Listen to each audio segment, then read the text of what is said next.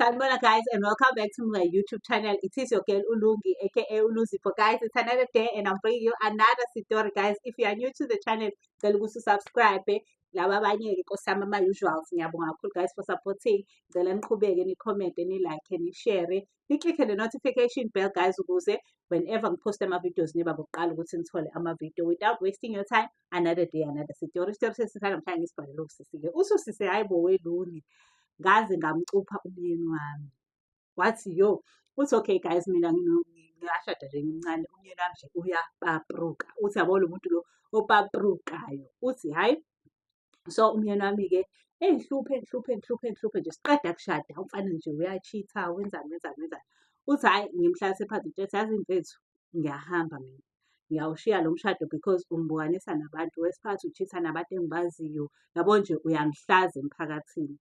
Uthi uGaye athi baby ngiyakuthembisa ngicela ungahambi iphike ipromise ngeke ngiphinde ngichithe ngingenza noma ngabe yini we can even link amafoni athi nje uGaye angifuni ukuthi wenze lutho ngifuna nje ungithembisa angifuni ukulinka amafoni angifuni ukwenza lutho because ngiyazi ukuthi uzoba nayo enye indlela yokwenza izinto so rather nje ube honest wena kanti ufuna yini ukuba honest. Hhayi athi uGaye ngiyakuthembisa ngeke ngiphinde ngiyafunga uma ngifunga ubaba ngifunga ugogo ngifunge bonke abantu uGaye ukuthi nje no more indaba ye-cheating. Uthi uGaye hayi ngimkhole but ngibe nalokho ukuthi ngilimele emoyeni nje ngilimele. Uthi hayi ngitshela uma ukuthi yazi uma ngine-stress kanje. Uthi hayi uma athi asivele simcuphe. Uthi hayi ngithi mina hayibo maye kucishwa kanjani umuntu ethi hhayi khona umuntu engizokuyisa kuyena mina wenza sure uzombamba noma ukuthi ngampela uqinisile yini ukuthi akaphinde noma ubeqamba amanga sekoba okwakhe lokho because wena upromisile. And uma wayesebonile ukuthi uGaye uhlupheka kakhulu yabo lo mfana yamhlukumeza. Uthi hayi uGaye ngempela sihambe noma sekule nyanga le. Le nyanga le ifike-ke isenzele izinto-ke ifune nezinto zakhe zangaphansi yabo uthi nje kube i-process nje mase inginikeza ingidi enokhiye. Omunye ukhiye uhlale kuyona inyanga, omunye ukhiye uhambe noGaye. Mase-ke yamtshela ukuthi mangabe kuwukuthi ngampela mhlawumbe uyagcina uyalokha uyomvula ngalokhiye lo. Lo khiye lo isipelo la ukuthi mangabe mangabe sesimqaqa nami kumele ngenze izinto la ngalokhiye. Uthi uGaye hhayi ngithi nje okay. Uthi hhayi kuhamba isikhathi uthi nje yabo ngikholwa ukuthi hhayi cha umuntu wami uyiphethe kahle yabo. Kuhamba isikhathi nje umfana ngalokhu akwenzeki lutho uthi hhayi kushuthi kwakusayi-moment ye-loyalty nje. Hhayi uthi uGaye-ke once le nyanga kupheli kushuthi umfana ehambe nabangani bakhe. Naye uthi istoriya wasizwa ngumngani wakhe-ke leso. Uthi kushuthi bahamba nabangani bakhe bahlohlana ukuthi abathathe omahosha. Uthi nje bakade beye kwi-guys outing wathi. Uthi hhayi behlohlanele ukuthi bazothatha omahosha labafana. Uthi hhayi okay behambe-ke abafana uthi babe abafana abawu-3. Uthi hhayi behambe bedlule bethenge omahosha bethathe omahosha engabe babathatha esitradini engabe babathenga la bathenga khona nobody knows. Uthi hhayi bese beyahamba bebhukhe lana ehhotela. Uthi uma bebhukhe ehhotela umuntu nomuntu une-room yakhe nomuntu wakhe yabo. Uthi hhayi beqale-ke kuhlalwe-ke kube mnandi-ke mase kuyolalwa-ke umuntu uhamba nomuntu wakhe. Uthi hhayi okay. Uthi yabo labo mahosha-ke laba decent hhayi laba abamangcwelane. Uthi hhayi ngempela-ke it was more of ama-slay queens than the real mahoshas yabo. Uthi hhayi alentuze-ke uthi behlale-ke kuqale kuphuzwe-ke kushuthi and then later on kuhanjwe kuyolala. Uthi mind you lo Gaye lo unesifo senhliziyo vele. Uthi hhayi babehamba-ke sekuyolalwa-ke kushuthi beqale-ke bethi benza lento yabo. Uthi babethi bayenza lento yabo evedane belokhe. Uthi ngenkathi belokha umfana usabathe wenzani akuseveli kushuthi avele aphenikhe umfana. Mephenikha umfana ivele inhliziyo nse. Uthi uGaye-ke hhayi lapho mina angazi lutho ngilala ekhaya ngazi ukuthi umuntu wami uhambile uye kwi-weekend away nabangani bakhe. Uthi hhayi ngilentuze-ke ngiyithole nje sengithole i-call. Mangithola i-call kuthiwa ehene kufona omunye wabangani. Kushuthi ngenkathi uGaye umfana elokha ethula waskriма-ke useyazama ukumkhipha la umfana akasaphumi. Hayibo kube inkinga-ke uthi kuphume bonke abantu le phathi eyayixoxa umngani esexoxela umakoti womfana. Uthi hhayi bephume-ke bonke babephuma-ke hayibo nangu uGaye ulokhile lana-ke yabo. Kuthiwa abafoneke abafana befonele yena kuGaye bese beyangifonela-ke besho ukuthi hayibo mfethu sicela uphuthume uze endaweni yokuthi. Uthi it was quite a distance. Kusho ngibuze kwenzakaleni bethi nje ey'phuthuma mfethu uzobona nawe ufike. Uthi ngithi mina kwenzakaleni umyeni wami ubesengozini kwenzakalani yabo. Uthi bethe woza uzokuchazela uma ufika. Uthi ngihamba ngiyaphenikha endlini ukuthi hawe ma kwenzakaleni yabo. Uthi angihambe-ke. Uthi uma ngifika ehhotela nje wonke umuntu ngibuka weird way kugcwele lana yabo. Uthi hhayi bo, uma ngiqhamuka nje bengidedele bonke bengivulela i-space. Uthi hhayi sekubizwe ne-ambulensi, i-ambulensi ingekile ngaphandle. Hhayi uthi-ke ngithuke ngithi mina hayibo kwenzakalani ngibonele umngani akade efonile. Athi nje umngani eyi ngiyena mfethu mina ikinto engizoyichaza. Uthi mathi ngiyafika nje hhayi bo, umfana nje ulele nangu mahosha phezu kwakhe. Uthi ugeli yo, ngivelane ngizwe nje inhliziyo ithi xhifi. Uthi ngithi mina kwenzakaleni? Uthi bese beyachaza ukuthi bekade elele nalo, bavele balokha, sekuchaza intombazane, bavele balokha, iyakhala nalapho futhi phezu kwakhe umfana. Wavele walokha, manje wavele wathula umfana, ayazi ukuthi kwenzakaleni. Ayi uthi lo sisi ngiyaye ngivele ngiyibambe ngempama kwale ntombazane. Uthi bese ngithi mina, manje mina ngibizelweni? Kuthiwe ehhene asazi mfethu ukuthi asisazi ukuthi sizokwenza kanjani because umjito ushonile. Uthi ngithi ushonile? Ngithi uthi ngishone kuyena yabo ngithi ngiyozwa ukuthi ushonile. Anginandaba nalokho phezu kwakhe. Uthi ngiyozwa ukuthi hayibo, uthi ngithi ngiyamuzwa ngempela yabantu. Uthi yo, vedane ngiphelelwe la yini ngingakufikeli ukuthi ngikhale yabo. Uthi ngithi mina, wena sisi ubani? Uthi uSisinaka akasakwazi ukuchaza uyakhala uyanqazela manje ukuthi usehleli nomuntu oshonile phela la. Uthi hhayi kuthiwe uthi bese beyasho la basehhotela sifonele wena khona nama-ambulensi manje lana ama-ambulensi bethi kufonele wena because asazi ukuthi kuzokwenzakala kanjani because imoto isendleleni imoto ey'dumbu. Kodwa manje asazi ukuthi somisa kanjani emoshwari ehlangene kanje. So kuyaye kuthiwe normally umuntu wenziwe umuntu afe kanje. Uthi ugeli ngithi nje angazi lutho. Ngithi angazi lutho mina, akenziwanga ngisho sekwenziwe ezinye zey'ntombi zakhe, ayithi nale enye yey'ntombi zakhe kuthiwa akuyona intombi yakhe ebechazwa ngalo, ethi angihlangani kushuthi unazo ney'ntombi ey'ngayenza lento le. Hhayi uthi ugeli bengincenge, ngithi nje angihlangani, angazi lutho. Kube ngiyazi ngabe sengimsizile phela umyeni wami at the end of the day. Uthi kodwa nje nginyanyile. Uthi eyi bengincenge, uthi ngisho ngibizwe nayi le ntuzane bengibizele eceleni bethi mfethu siyakucela laba aba-driver, ama-paramedics. Uthi nje ngithi guys, I wish I could help. Angingiyekeni nami ngine-stress ngilahlekelwe umyeni kuyimanje I think nje niyangiharass-a le nto eniyenzayo. Uthi ugeli hhayi ngincengwe ngisho abamenenja asehhotela. Uthi ngithi nje guys angazi lutho. Uthi ngisivele ngikrayize-ke manje. Uthi bengidedile hhayi ngingene emotweni ngihambe. Uthi uma ngihamba uyangishaya unembeza ukuthi hayibo leya ngane yabantu kuzokwenzakalani ngampela le ngane ebele phezu kwendoda phela indoda ngeke ikwazi ukuya emoshwari ihambe nomuntu ophilayo.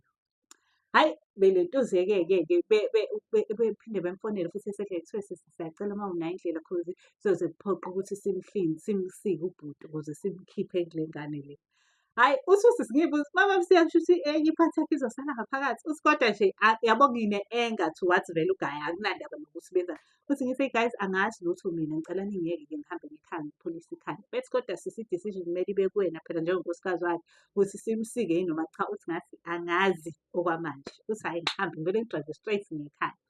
Uthi uma ngifika ekhaya no, ngiqale ngifonele kubo-ke ngisho ukuthi hayibo sengithole i-call kanje kanje kuthiwa umuntu akasekho kanje kanje. Ukuthi ushone kanjani? Uthi ngithi eyi angazi guys nami ikhanda liyaduma ngicela nifonele ehhotela eliwukuthi ibona abazongichazela into egcwele. Uthi hhayi kushuthi befone ngale. Uthi mina ngiyikhombe ngima phela uyena umuntu esasenze naye le nto. Uthi uma ngifika ngithi ma ngine-stress-ke manje because abengafuni ukwenza i-decision lapha uma engekho nenyanga yami ingayikhontrathiwe.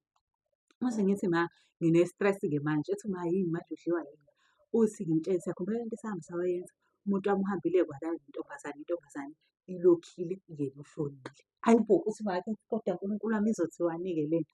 Uthi ethi ma manje ubaqaqile. Uthi ngithi ethi ugele nje ngisabile ukubaqaqa cause bekugcwele bekuzoba obvious ukuthi yabo ngiwumuntu okanjani. Abantu bese bezongijaja, abanye mhlampe bengishaye ngisho nongishaya cause bekugcwele. Hhayi uthi umawakhe ethi hhayi kumele sivele sithinte inyanga sizwe ukuthi singenza kanjani-ke kule situation. Hhayi uthi beyifona inyanga yakhe uthi isho inyanga ithi hhayi ungamqaqa but kumele ube khona at the scene uvule ukhiye for him ukuthi akhululeke. Uthi ugeli hhayi ngithi okay, ethi naye uzokwenza amakhathakhatha akhe ngayo mase ngikhona ngimfonele. Uthi hhayi nangempela-ke ngiyilalele mina that night. Uthi uyafona ehhotela uthi befona beze bengincinge bethi sisi inkinga esinayo ukuthi amaklayenti awakhoni abaningi abantu bahambile because they know ukuthi kwenzakaleni ngoba kube nomsindo kwaba ne-commotion. So ihhotela kuyimanje ali-operate, we are operating at a loss because of the situation. Asikwazi ukungenisa abantu and abantu nabo bengenile bafuna ima-refund bayahamba. because babone lesimanga lesi and lento le izokhanda i-reputation embi endaweni yethu. Hhayi, uthi ugeli ngithi eyi ngicela ukubuya kusasa ngibone kusasa mina nge-stress ngihlele onginye. Wesiphathi wafa nje in public, abantu bonke bengibuka bangazuthi ngumakoti wakhe kanti ubukise ngami kanje. Uthi hhayi, next day ngithatha usisi wami sihambe sidrayive futhi that long drive sibuyele lapha ehhoteleni. Uthi uma ngifika-ke ehhotela-ke ngifike nangempela-ke ngitshele imeneja ngithi ngiyacela-ke, ngicela ukuthi lento le ingangibangela inkinga. Ngihambile akumina owenza lento but ngizamile ukuthola indlela yokumsiza. So ngicela ngiyekele ukuthi ngibe naye alone, ngibe nabo alone. Ugeli usekhale zoma, yezwa lo uvaleleke lapho phakathi. Uthi ngicela ukuthi ngibe nabo alone then ngizokwazi ukubasiza. Uthi nje imeneja noma yini ezokwenza ukuthi yonke lento ibe right. Uthi hhayi nangempela-ke ngahamba ngafonela inyanga ngitshela sengikhona ngiyenza izinto zakhona nawe yenza izinto zakhona. Uthi yenzele inyanga. Uthi laba abangani gone sebehambile sebebalekile, umyeni wakho usesele yedwa manje ubaba. Uthi hhayi mase-ke ngiyabaqaqa-ke. Uthi intombazane yakhala yathi sisi ngiyabonga. Uthi ngathi nje hhayi into ngibonga yona wena, ayikho nje into engizoyikhuluma nawe. Uthi hhayi ngabaqaqa-ke yafika-ke imoto yasemoshari-ke yathatha uGayi-ke ugeli waphuthunyiswa-ke esibhedlela-ke. Uthi hhayi ehambe-ke ugeli-ke eyiswa esibhedlela. Uthi ngitshela ukuthi nje it's over le ngane ngiqedile ngayo ngiqhubekele nomyeni wami ngokuthi afihlwe kahle with dignity even though ebukise ngami. Uthi abahloni into osaba ngisho nokuyisho ukuthi cause of death kube yini yamyeni wakho, yezwa yini indlela nje lo mfana abukisa ngami ngayo. Uthi hhayi okay fine, hhayi ngitshela ukuthi nje this thing is over. Uthi kuthi nje ngelinye ilanga kungena i-call, mhlawumbe kwaku-after 6 months umyeni wami eshonile, nami sengithi ngiyahila ngena i-call.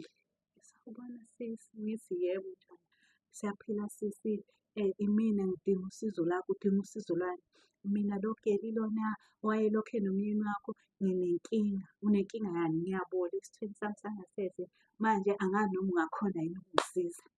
Uthi ugeli ngithi wena usizwe yimina. Nangalapha ngakukhipha ngoba ngangifuna ukuthi umyeni wami akhululeke angcwatshwe in peace, otherwise ngangizokuyeka mina nize nibole uze ufe nawe nife nobabili. Uthi ugeli angincenga ngivele ngivale ifoni yami. Uthi ngifonela umama yazi ma senginenkinga entshantsha nayo intombazane. Uma ngibuza ukuthi inamba yami ayithathaphi, ithi yayicela lapha ehhotela ekwakiwe kulona. Hhayi, uthi ugeli-ke athi uma-ke hhayi ngeke yibona intombazane uzwe kahle ukuthi kwenzakalani yabo. And then uyisize futhi because umuntu wakho vele akasekho and umuntu wayi-wrong la umuntu wakho. Intombazane yayingazi mhlawumbe kwakuthi ushadile lana. So rather biza intombazane uthole her side of the story khona uzokwazi nawe ukuthi ube at peace, ube ne-closure, wazi ukuthi kwenzakalani. Hhayi ugeli ngiplane ngithi okay we should meet mabhebeza uma ufuna usizo lwami. Uthi hhayi nkosi yami bemdrayive ubhuti bakhe asakwazi nokuhamba kahle. Uthi alethe. Uthi unukani ugeli wakhona? Uthi uma efika-ke afike-ke sihlale. Uthi ngithi ya take me through, kwenzakalani lena la. Uma ufuna ngikusize uzoba honest, uzokhuluma yonke into. Uthi hhayi ugeli wageqa amabhula washo-ke ukuthi labafana babathola kanjani and it wasn't into e-serious, kwakuwukuthi nje bazo-have fun for that one night mase kuyahlukana, yabo nje yonke leyo nto. Uthi yongibase le ndoda yaze yangibukanisa nezwe. Uthi hhayi ekhale-ke umntwana acele-ke nkosi yami ukuthi ngimsize. Uthi hhayi ngifonele futhi ubaba-ke lo ongisizayo ngimbuze ukuthi nayi intombazane phela manje iyagowa. Uthi laba besho ukuthi vele ngangazi ukuthi ekuhambeni kwesikhathi izobuya because ayilashwanga ingaphakathi lapho, phela leya nto kusuke kunobutho obusuke bufakiwe kumuntu yabo. Uthi wathi-ke ngingayisiza uma ngabe ukuthi uyathanda ukuthi siyisize. Uthi ngathi hhayi msize seyadabukisa and ngampela ngazi nama ngimazi so wayengaqondile ukulimaza mina.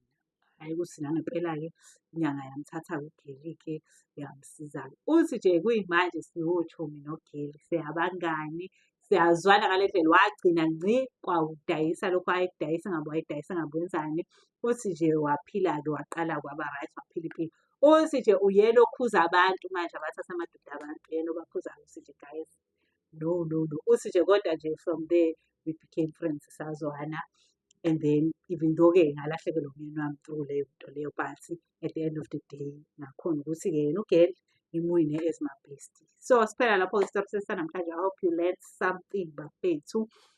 So we're again with another story on another day, guys. Thank you so much for watching. Ningakhohlwa siya-subscribe, siya-like, siya-share, siya-commenta, and then sikhihle the notification bell ukuze izothi qing qing whenever I post a new story. Dabong.